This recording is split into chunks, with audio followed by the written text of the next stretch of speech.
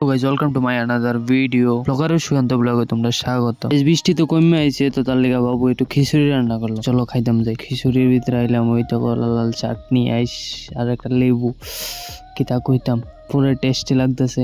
একটু খাইয়া টেস্ট করে লই।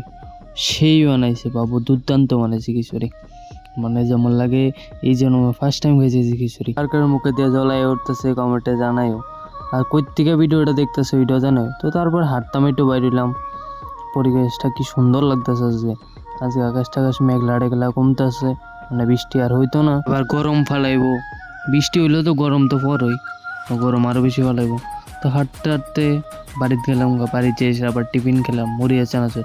কারেন্টটা জানো না যে একটা ডিস্টার্ব করতেছে, একবার আই একবার যায়, একবার আই একবার যায়, একবারে ভালোই লাগতেছে না।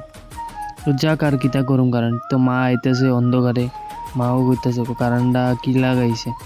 তো এই ওখানে আবার আইসে আবার যাবো। তো আজকের মতন ভিডিওটা এ পর্যন্ত। কার কার ভালো লাগছে কমেন্টে জানাইও কিন্তু। আজকে বাই বাই।